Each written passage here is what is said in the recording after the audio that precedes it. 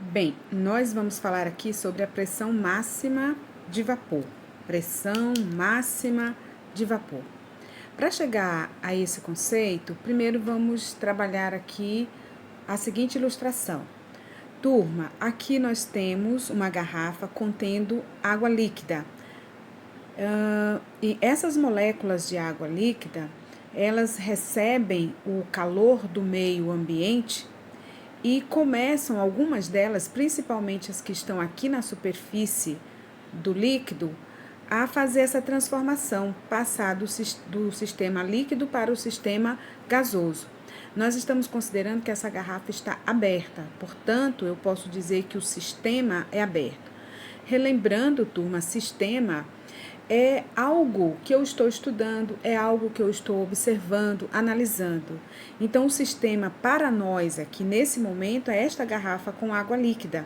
Então, eu vou analisar o quê? Eu vou analisar a vaporização das moléculas de água. Então, o que a gente observa é que depois de um certo tempo, o número de moléculas gasosas aumentou. Por quê? Porque outras moléculas conseguiram absorver essa energia do meio ambiente e então passaram para o estado de vapor, tá certo? Então, veja que nesse sistema aberto houve perda de matéria. Que matéria que foi perdida? As moléculas de água que conseguiram sair do estado líquido para o estado de vapor.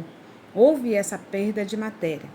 Bom, então, turma, se a gente considerar que o sistema agora é fechado, a nossa garrafa de água agora está fechada, veja que ela está tampada, ok? Então, o que nós vamos observar? Aqui eu esqueci de mostrar para vocês que com o tempo o volume do líquido diminui. Por quê? Porque o sistema está aberto.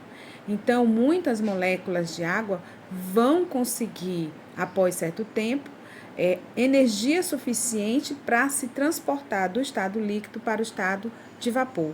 E aí, qual é a consequência disso, já que o sistema está aberto? Uma visível diminuição no volume da água contida na garrafa. Isto porque o sistema está aberto. Agora, turma, se nós considerarmos o sistema fechado, o que nós vamos observar?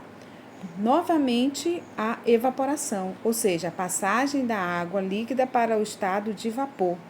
Mas como o sistema está aberto, nós não vamos observar, após certo tempo, uma diminuição no volume deste líquido, desta água. Por quê? Porque as moléculas que estão ganhando aqui energia do meio ambiente transportam-se para o estado gasoso, mas vão bater na tampa do recipiente, na lateral do frasco, e desta forma perdem energia e voltam mais uma vez para o estado líquido.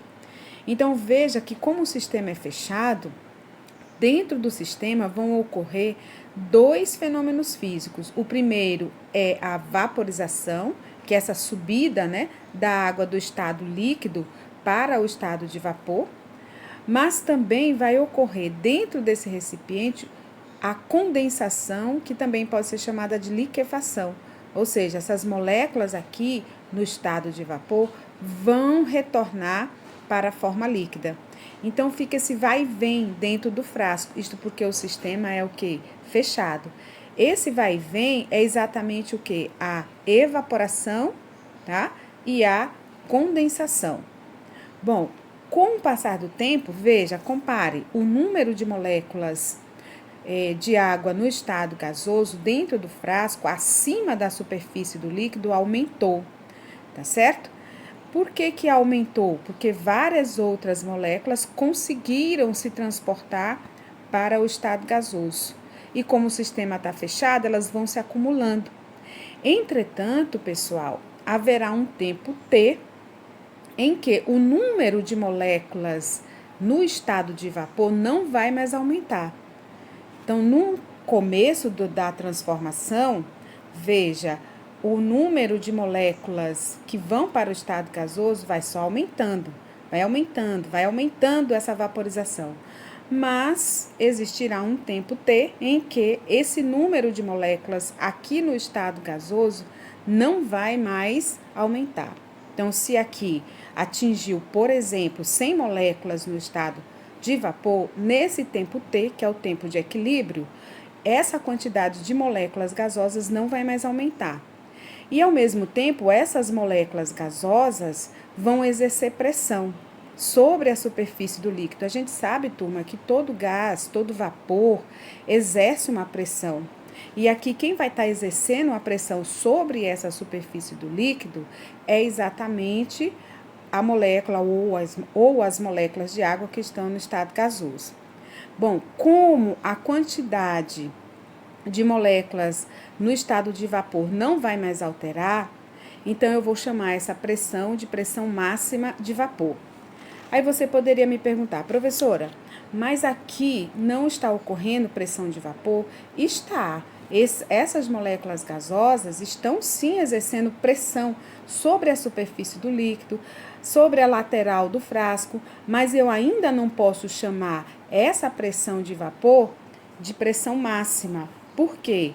Porque aqui no início ainda não há uma quantidade constante de moléculas gasosas. Veja que vai só aumentando a quantidade. Após um certo tempo, é que esse número de moléculas não se altera mais. Então, eu posso dizer que nesse momento a pressão é máxima, tá certo? Quando é que a pressão é máxima? Quando a velocidade de evaporação for igual à velocidade de liquefação. Aí nós teremos o equilíbrio no sistema. Ou seja, turma, com a mesma velocidade que a molécula se transporta para o estado de vapor, ela vai retornar para o estado líquido. Então, nós teremos a velocidade de subida, a velocidade de vaporização igual à velocidade de liquefação. Então, esse momento é um momento de equilíbrio e a pressão aí exercida neste momento de equilíbrio nós vamos chamar de pressão máxima de vapor. Então, veja que pressão de vapor é diferente de pressão máxima de vapor. A pressão de vapor ela existe antes do equilíbrio. Por quê? Porque lá você tem algumas moléculas gasosas, mas ela será máxima quando não ocorrer mais alteração no número de moléculas que estão ali no estado gasoso, tá? E essa pressão máxima de vapor ela só vai existir dentro do equilíbrio, ou seja, quando a velocidade de evaporação for igual à velocidade de liquefação. Isso ocorre muito quando nós temos um frasco de álcool fechado ou de acetona.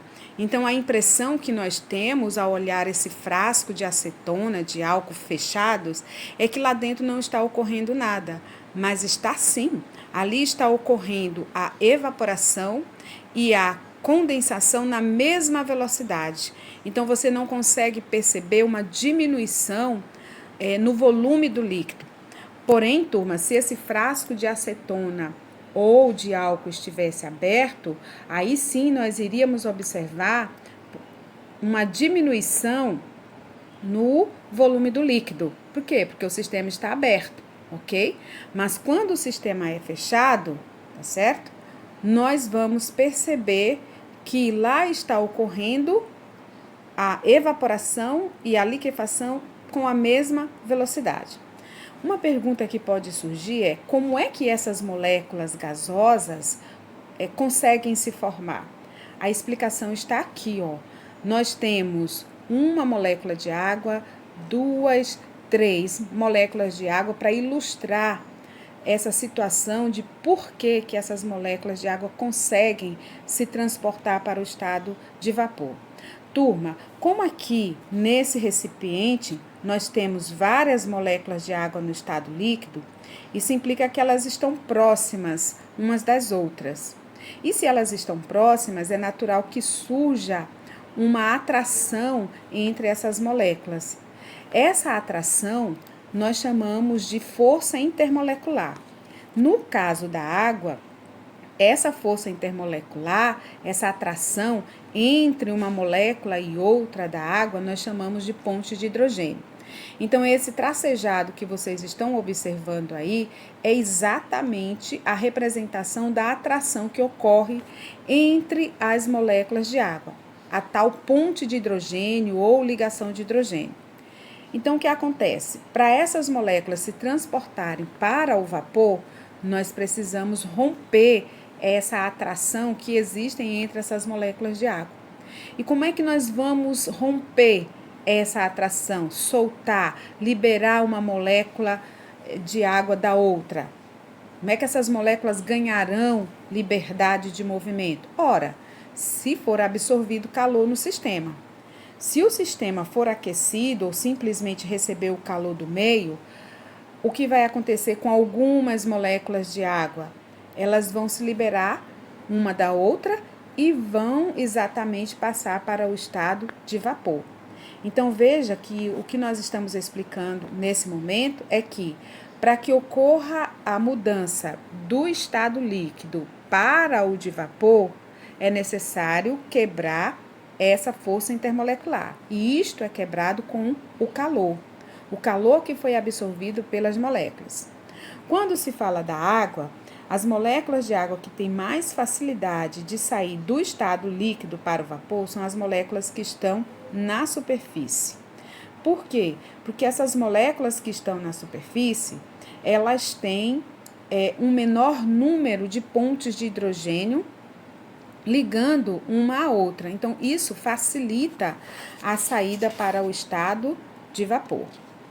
Aqui, turma, eu gostaria de explicar como ocorre a ebulição de um líquido. Então, se nós considerarmos que esse líquido é a água, para que essa água consiga vir para cá, para o estado de vapor, ocorra a ebulição, eu preciso aquecer o sistema. Nós vimos ainda há pouco que é necessário romper a força intermolecular que existe entre as moléculas para que elas possam se soltar, liberar-se uma da outra e passar então para o estado gasoso, tá certo? Então, o que vai acontecer? Quando eu começar a aquecer, ligar a boca do fogão e aquecer esse sistema contendo água, veja que o sistema está aberto. A primeira coisa que nós vamos observar, o primeiro detalhe observado é a formação de pequenas bolhas no fundo da panela. O que são essas pequenas bolhas no fundo da panela? São exatamente moléculas do ar atmosférico que precisam sair do sistema. Então, são bolhas de ar atmosférico, tá certo? Com o tempo, nós vamos observar que essas bolinhas no fundo da panela somem, mas vão se formar bolhas maiores dentro do sistema. O que são essas bolhas maiores? São exatamente aqui, ó, uma película formada por várias moléculas de água líquida, envolvendo, aprisionando várias moléculas de água no estado de vapor. Agora, nós já sabemos que o vapor, ele exerce pressão. Então, essas moléculas de água dentro dessa bolha, apreendidas por uma membrana constituída por moléculas de água líquida, elas vão exercer pressão sobre essa bolha. Ou seja, elas vão querer sair, essas moléculas gasosas de água vão querer sair desta bolha. Então, elas vão exercer pressão para arrebentar essa membrana formada por moléculas líquidas. Mas tem algo impedindo esse rompimento da bolha, é exatamente a pressão atmosférica. Como nós estamos em São Luís, nós estamos à beira-mar, nós estamos no mesmo nível do mar, então a pressão sobre nós é a máxima possível, a pressão de 1 atm, também chamada de pressão atmosférica, né? Que corresponde a 760 milímetros de mercúrio. Então, veja que essa massa de ar formada pela atmosfera começa a exercer uma pressão sobre a superfície do líquido.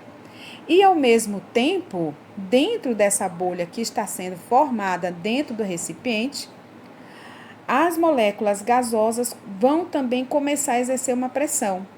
Entretanto, turma, essa pressão dentro da bolha tende a aumentar. Lembra que você está aquecendo?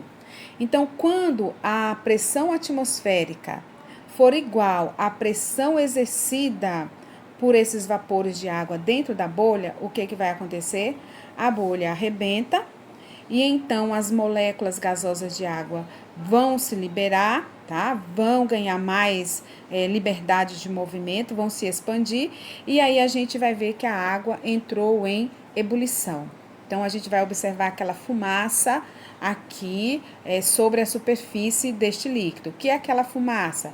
É exatamente as moléculas de água que conseguiram chegar à forma de vapor. Então, veja que para que ocorra a ebulição da água, todo um processo é percorrido, ok? Então, eu posso dizer que se a pressão atmosférica for igual à pressão máxima de vapor, essa pressão exercida dentro da bolha, então o líquido vai ebulir. Ele vai entrar em ebulição. Só nesse momento você consegue observar a ebulição. Veja que a ebulição ela não é instantânea. Ligou o fogo e a água já está ebulindo. Não. É preciso todo um protocolo, um sistema de mecanismo para que esta água entre em ebulição, tá? Por hoje é só.